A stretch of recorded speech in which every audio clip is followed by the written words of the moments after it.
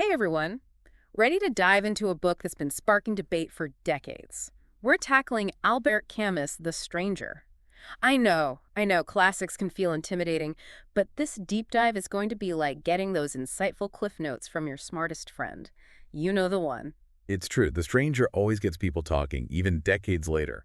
And the stuff you've gathered for this deep dive excerpts, Camus's own notebooks, even insights about his Nobel Prize win, it's fantastic. Yeah, about that Nobel Prize, that's a pretty big deal, right? They don't just give those to anyone. What does that tell us about The Stranger right off the bat? Great question. The Nobel Prize in Literature. It means Camus's work had a huge impact on literature, on thought, globally. It's more than just a good story. Okay, so we're dealing with a literary heavyweight here. But what makes The Stranger so significant?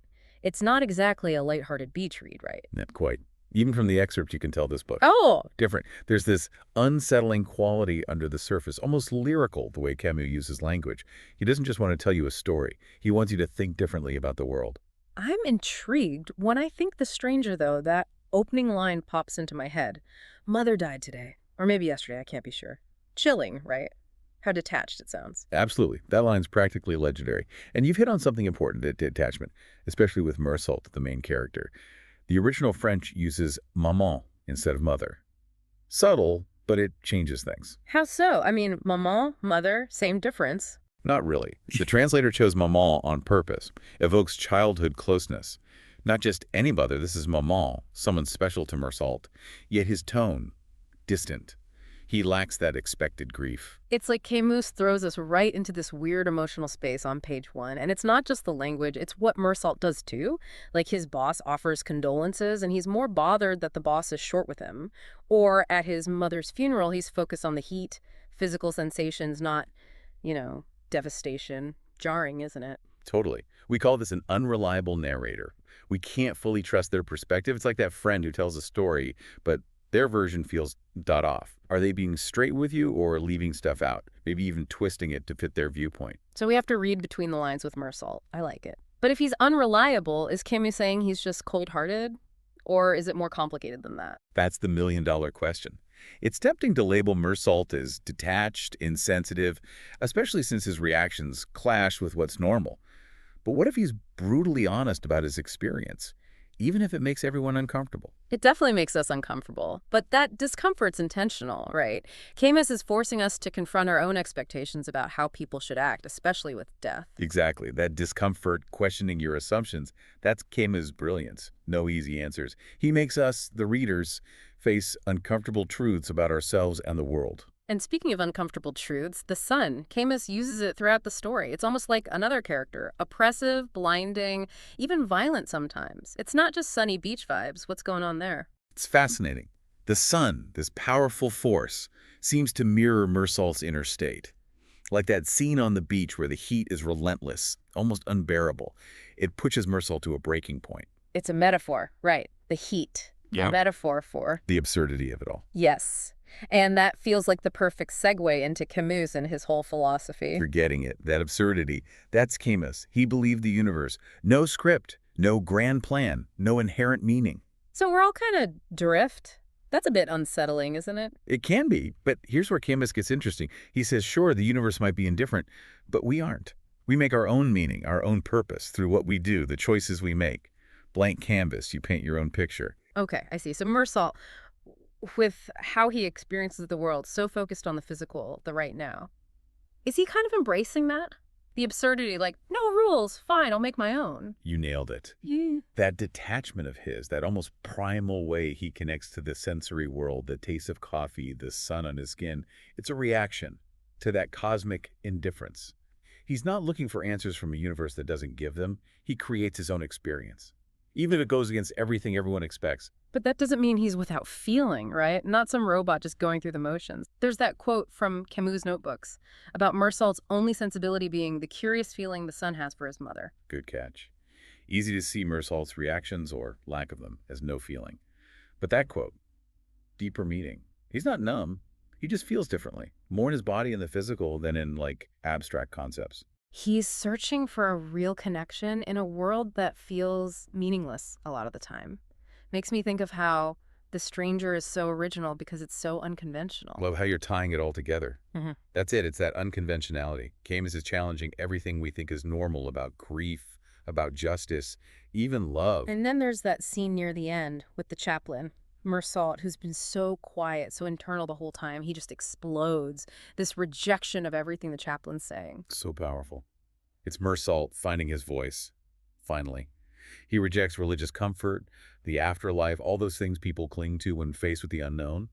And instead, he finds peace in the gentle indifference of the world. Chills every time.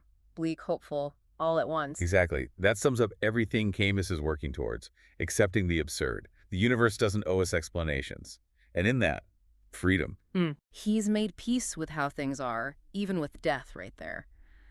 But this makes me wonder, if Meursault's so okay with the universe not caring, how does that connect to what he did? I mean, there's a whole murder trial, right? We can't just skip over that part. You're right. We can't separate Meursault's internal journey from what happens in the plot. And that's where The Stranger gets even more complex. Is Camus saying his actions are justified because of how he sees the world?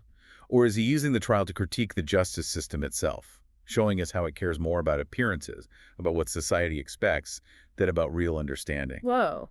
So it's not just a courtroom drama, it's about what justice is. Yes. And this goes back to the absurd. If the universe is indifferent, if there's no meaning already there, no pre-decided justice, then who gets to say what's right and wrong? Who judges Meursault and why? Mind-blowing. And it makes me think about those parts where Meursault's judged for how he reacts to his mother's death, even more than for anything else. Right. They're on his case because he didn't cry at the funeral, because he didn't grieve the right way. Yeah. It's like they're more bothered by him not showing emotion than by his actions themselves. So we have Meursault looking for genuine experience in this absurd world internally, and then this external world obsessed with how things look, with judging based on preset ideas. Yes. Yes. And that tension, that's what makes The Stranger so great.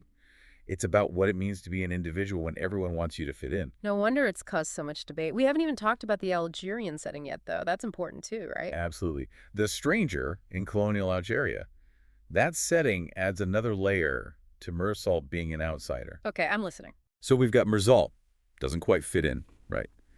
Add in that he's French in colonized Algeria. He's caught between two worlds, never fully belonging to either. So his alienation, it's amplified by where he is physically, I mean. Exactly.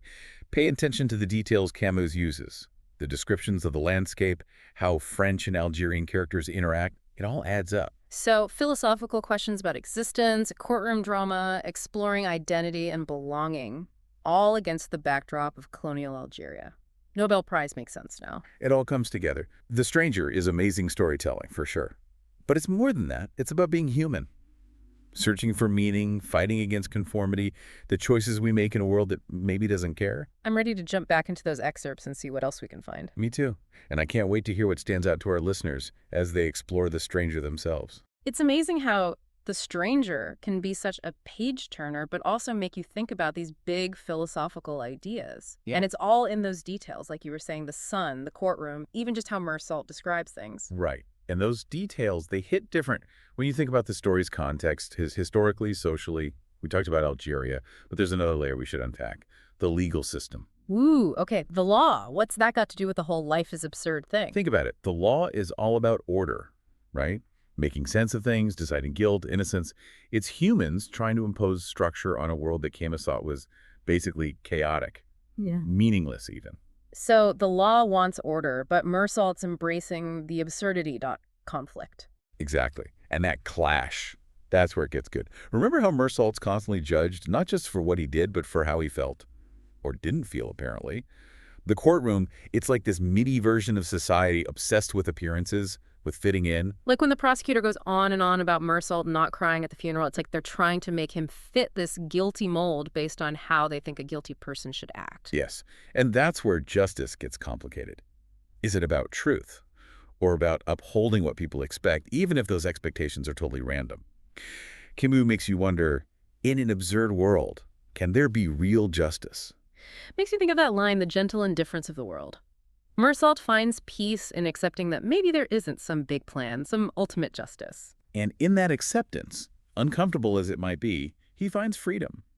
Freedom from what others expect, from having to find meaning where maybe there isn't any. He's at peace with being himself, even if nobody else gets it. Exactly.